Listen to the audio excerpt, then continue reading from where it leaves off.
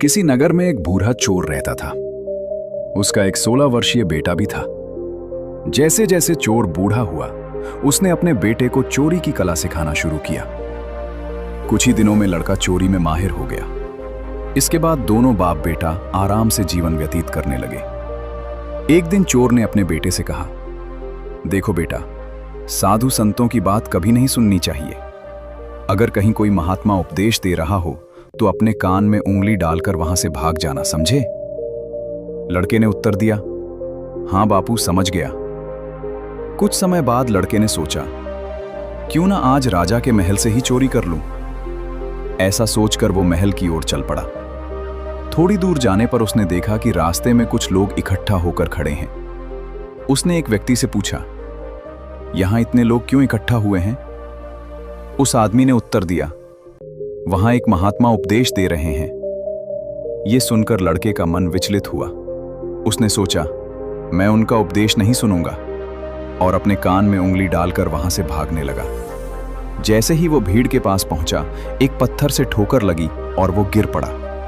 उसी समय महात्मा कह रहे थे, कभी झूठ मत बोलो, जिसका नमक खाओ उसका कभी बुरा मत सोचो। ऐसा करने वाले को भगवान हमेशा सुखी रखते हैं। लड़के को ये दो बातें याद आ गईं। वो तुरंत उठ खड़ा हुआ और राजा के महल की ओर चल पड़ा।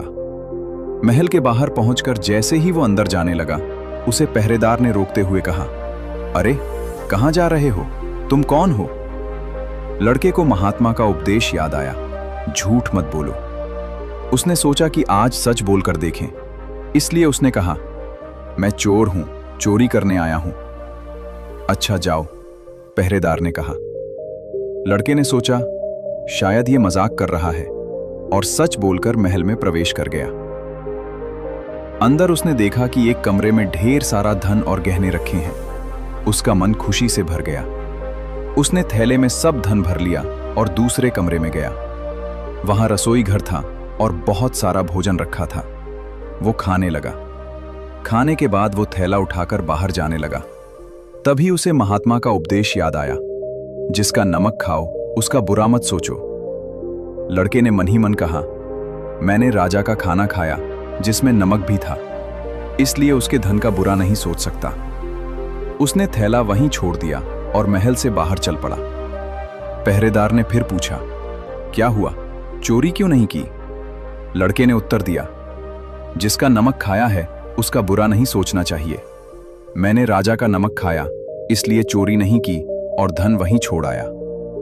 इसी बीच रसोइये ने शोर मचाया, पकड़ो, चोर भाग रहा है। पहरेदार ने लड़के को पकड़कर दरबार में पेश किया। राजा ने पूछा, तुमने ऐसा क्यों किया? लड़के ने कहा, एक महात्मा के उपदेश के अनुसार मैंने सच कहा।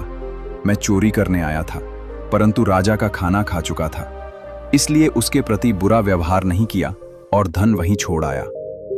राजा ने उसकी ईमानदारी देखकर बहुत प्रसन्नता व्यक्त की और उसे अपने दरबार में नौकरी दे दी। लड़का कुछ दिनों तक घर नहीं गया। उसके पिता को चिंता हुई कि बेटा पकड़ा गया होगा। 4 दिन बाद लड़का घर आया, अच्छे वस्त्र पहनकर। लड़के ने कहा, बापू, आप तो कहते थे कि साधु संत की बात मत सुनो, लेकिन मैंने एक महात्मा की बात सुनी और उसी के अनुसार कार्य किया। देखिए, सच्चाई का फल। मुझे राजमहल में अच्छी नौकरी मिल गई।